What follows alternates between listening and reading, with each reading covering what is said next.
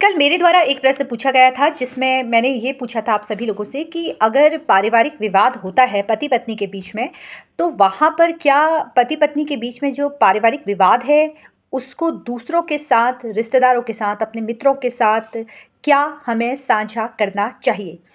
इस पर सभी के मत मैंने पढ़े। कमेंट बॉक्स पे काफ़ी लोगों ने अपने अपने विचार रखे, जिसमें कुछ लोगों का कहना था कि नहीं, पारिवारिक जब विवाद है तो वहाँ पर किसी से भी अपनी बात नहीं करनी चाहिए। किसी का कहना था कि हाँ करनी चाहिए। अलग-अलग तरह के कमेंट आप लोगों के द्वारा लिखे गए थे। देखिए, यहाँ पर मैं अपने विचार भी आपके बीच रखूँगी, क्योंकि प्रश्न मेरे द्वारा पूछा गया था, जिसमें मैंने आपसे पूछा था कि अगर घर कलेश हो रहा है तो क्या वहाँ पर हमें अपने मित्रों के साथ उस विषय पे चर्चा करनी चाहिए? पहले तो ये समझना बेहद ज़रूरी है कि अगर पति-पत्नी के बीच में नोक-झोंक हो रही है, तो उस समस्या का समाधान आप दोनों के पास है। उस समस्या को आप दोनों के सिवा कोई भी हल नहीं कर सकता है। बाकी अगर आप अपनी समस्या का समाधान किसी के पास लेके जाते हैं, चाहे आपके रिश्तेदार हैं, आपके माता-पिता हैं, चाहे वकील साहब है या काउंसलर है, आप किसी के पास भी अगर जाते हैं, तो सब आपको राय दे सकते हैं। मानना या ना मानना आपकी समझ पर निर्भर करता है। अब प्रश्न क्योंकि मेरे द्वारा पूछा गया था, जिसमें कहा था कि क्या हमें अपनी बातों को साझा करना चाहिए?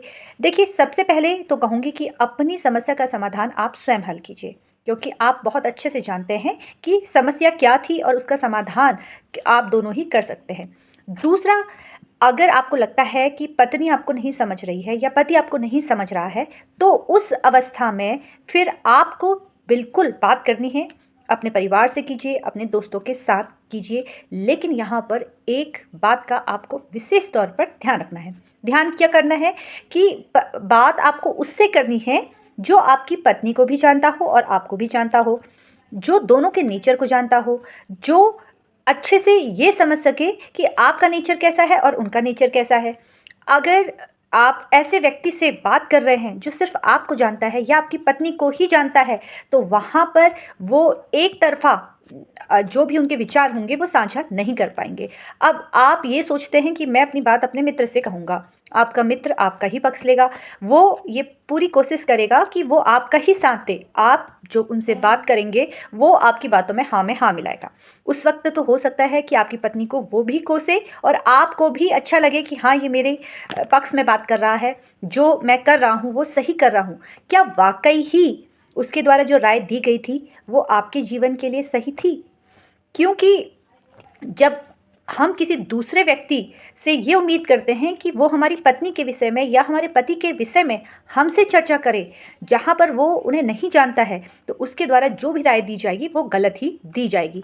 अब यहाँ पर ऐसा भी हो सकता है कि आप ऐसे व्यक्ति को का चुनाव ना करें जो सिर्फ़ आपकी पत्नी से को जानता हो। अगर आप अपने पत्नी के घर वालों से बात करते हैं, तो वहाँ पर आपकी पत्नी के घर वाले उनका नेचर जानेंगे और उनका ही पक्ष लेंगे, तो वहाँ पर आप उम्मीद नहीं कर सकते हैं। आप अपने माता-पिता से बात करते हैं, माता-पिता अगर दोनों को जानते हैं, क्योंकि वो काफ़ी लंबे समय से आपके घर में रह रही है बहू, वहाँ पर अगर वो दोनों के नेचर के हिसाब से, दोनों के जीवन जीने के तरीके से अपने विचार को रखते हैं, जहाँ पर वो ये कहते हैं कि आपका यहाँ पे जो राय है वो गलत है या जो बहू है उनकी राय यहाँ पर गलत है, और वो दोनों को देखकर अपनी राय साझा कर रहे हैं, तो वहाँ पर ऐसी अवस्था में उस व्यक्ति से ही आपको बात करनी है। अगर जहाँ पर जो व्यक्ति आप दोनों को समझ सकता है, आप दोनों की के लिए अच्छा करने की कोशिश कर सकता है, आप दोनों का साथ दे सकता है, मामला ख़राब करने की बजाय उसको सॉल्व करने की कोशिश कर सकता है, उसी मित्र के साथ आपको इन बातों को साझा अवश्य करनी चाहिए।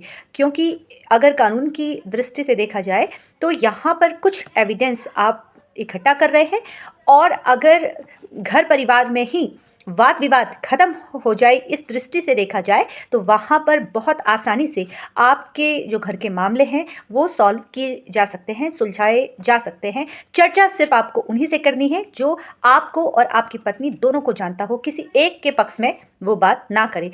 जहाँ पर पति-पत्नी के बीच में मतभेद होता है, तो वहाँ पर कुछ गलती पति की भी होती है और कुछ गलती पत्नी की भी होती है। बस हाँ, स्थिति यहाँ पर खराब होने लगती है कि आखिर गलती आखिर ज़्यादा किसकी है? जहाँ पर अपराधी कौन है? जहाँ पर उस अपराध का आपके दाम्पत्य जीवन में क्या प्रभाव पड़ रहा है? क्या आप दोनों के बीच में कोई तीसरा व्यक्ति है?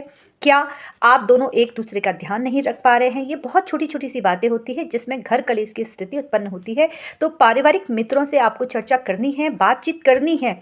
लेकिन बातचीत आपको उन्हीं से करनी है जो आप दोनों को जानता हो, आप दोनों को समझ सकता हो। अगर आपको लगता है कि ऐसा आपके जीवन में कोई भी व्यक्ति नहीं है जो हम दोनों को समझ सकता हो, जो मुझे सही राय देगा, तो ऐसे व्यक्ति से आप चर्चा ना करें, क्योंकि वहाँ पर आप तो दुखी हैं, जहाँ पर आप दुखी हैं और आप अगर ये बातें उनसे और साझा करते हैं तो बात ख़त्म होने की बजाय और बढ़ना शुरू होती है और उसके बाद फिर पारिवारिक कलह जो होता है वो बढ़ता ही चले जाता है। अगर ऐसी स्थिति नहीं है तो आप अपने वकील साहब से बात कर सकते हैं। वकील साहब के पास दोनों जाइए, किसी काउंसलर के पास जाइए, बैठिए और मामला आप सॉल्व करने की कोशिश कीजिए। फ़िलहाल अगर आपको लगता है कि ये वीडियो में कुछ कमी है या मुझे कुछ और इसमें ऐड ऑन करना है तो कमेंट करके अवश्य बताइए, और अगर आपको ये वीडियो पसंद आए तो इसे साझा करना ना भूलिए। और इसी तरीके से कानूनी जानकारी प्राप्त करने के लिए सोशल मीडिया के अलग-अलग प्लेटफॉर्म पर मुझसे जुड़ सकते हैं, संपर्क कर सकते हैं। धन्यवाद।